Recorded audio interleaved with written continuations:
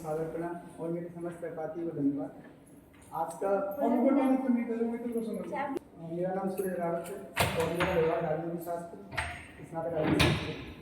तो समान नागरिक संहिता यूनिफॉर्म सिविल कोड अर्थात सभी व्यक्ति को समान अधिकार दिए जाए। और समान अधिकार का तात्पर्य ये नहीं है कि वो मौलिक अधिकार उसके आधार पर दिया जाए। समान का तात्पर्य जो विवाह है और तलाक है उससे संबंधित समान नियम बना दिए जाए। तो समान नागरिक संहिता का वर्णन नीति निर्देशक संविधान के भाग 4 में नीति निर्देशक तत्वों में अनुच्छेद 44 में किया गया है। समान नागरिक संहिता को पहले जानने से पहले देख लेते हैं कि संहिता क्या होती है। तो संहिता होती है कि मतलब किसी भी प्रकार के आचरणों को अपनाना, आचरण बनाना, किसी भी विषय से संबंधित नियम बनाना, एक प्रकार से आचरण के लिए नियम बनाना। तो संहिता को दो रूपों में देखा जा सकता है, जैसे आपराधिक संहिता होती है, एक नागरिक संहिता होती है। आपराधिक दंड संहिता से तात्पर्य है कि जैसे कोई क्राइम कर देता है, जैसे समाज के बेनियम समाज के बे आचरण के नियम जिन्हें करने पर गलत माना जाता है और उनके लिए क्राइम माना जाता है, उनके लिए दंड दिया जाता है। तो दंड देने का कार्यक्रम भारतीय दंड संहिता आईपीसी के द्वारा किया जाता है। तो इसमें दंड देने के लिए सन 1860 से प्रचलन में है। तो उसमें क्राइम देते समय सभी को समान अधिकार दिए गए हैं। सभी के लिए किसी भी प्रकार के आरक्षण, जब दंड देते समय न्यायालय किसी भी व्यक्ति के लिए कोई भी आरक्षण की सुविधा नहीं करता है, कोई विशेष सुविधा नहीं देता, सभी को समान प्रकार से दंड देता है। तो उसी प्रकार से दूसरे क्रम में देखा जाए तो समान नागरिक संहिता है। तो समान नागरिक संहिता में क्या होता है कि जो सभ्य समाज के आचरण के ऐसे नियम होते हैं जो गलत तो नहीं है, लेकिन उनके लिए फिर भी कुछ गलत नहीं है, उनके लिए फिर भी कुछ नियम कानून बनाना जरूरी है। लेकिन अब वर्तमान समय में आप पहले से चली आ रही प्रथा के आधार पर देखें तो इसका आधार धर्म माना जाता है। धर्म के आधार पर समान नागरिक संहिता में कुछ भी तलाक, विवाह हो या उत्तराधिकार संबंधी नियमों को अलग, प्रत्येक धर्म के अलग अलग होते हैं। उदाहरण के लिए देखा जाए तो मुसलमान धर्म के लिए उलेमा द्वारा कुछ कानून बनाए जाते हैं तो वो अलग हो गया। हिंदू के लिए हिंदू धर्म द्वारा कुछ अलग नियम बना दिए जाते हैं। तो इस प्रकार धर्मों के आधार पर इसमें विभाजन कर दिया गया है। अब इसमें बहुत से लोगों ने समान नागरिक संहिता के पक्ष में भी तर्क दिए हैं। उन्होंने कहा कि समान नागरिक संहिता में नंबर 1 जैसे कि धार्मिक स्वतंत्रता का अधिकार है और संस्कृति और शिक्षा का अधिकार है, तो उसका समान नागरिक संहिता क्या करती है, विरोध करती है। एक पक्ष दिया है। दूसरा पक्ष क्या कहा है कि सभी के लिए प्राचीन समय से इसका आधार धर्म रहा है और धर्म एक संवेदनशील मुद्दा माना जाता है। और धर्म संवेदनशील मुद्दा माना जाता है तो इसके आधार पर क्या माना जाता है कि अगर इसको अचानक अगर लागू कर दिया जाए, अगर बलपूर्वक इसे समान नागरिक संहिता को लागू कर दिया जाता है तो जो अल्पसंख्यक लोग हैं वो ही मानेंगे कि जो ये है उसके मतलब उन्हें अपनी असुरक्षा का भय उत्पन्न हो जाएगा।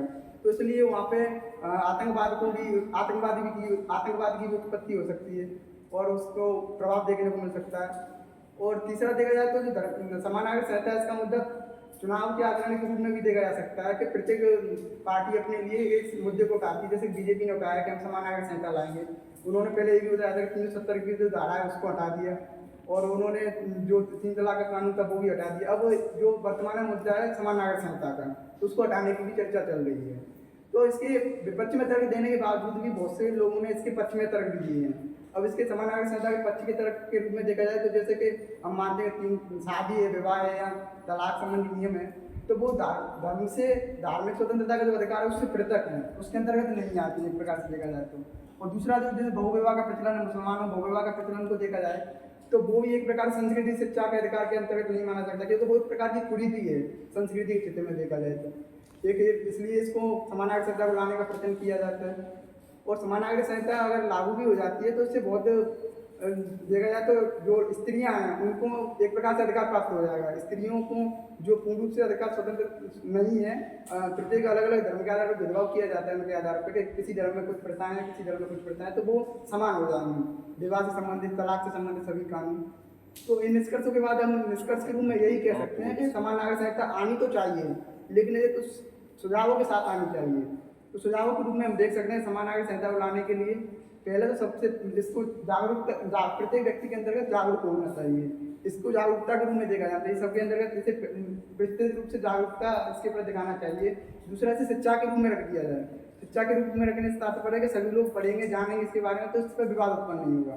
और अंतिम निर्णय देखा जाए जो विवाद का कारण है, तो इसे लागू करने से पहले सभी धर्मों की मान्यता प्राप्त करना भी अनिवार्य है, क्योंकि अगर इसे मान्यता नहीं ले पाएंगे तो धर्मों की सब मान्यता देते बैठोगे तो 400 साल भी वो नहीं सर, मतलब विवाद उत्पन्न हो जाएगा। तो ये कॉन्स्टिट्यूशन में सिस्टम ही कि लोगों से जाके पूछो आपको ये सही लगता है क्या, वो सही नहीं सर, इसका बहुत सारे धर्म है, एक धर्म नहीं है जिसको बात को माना जा सकता है।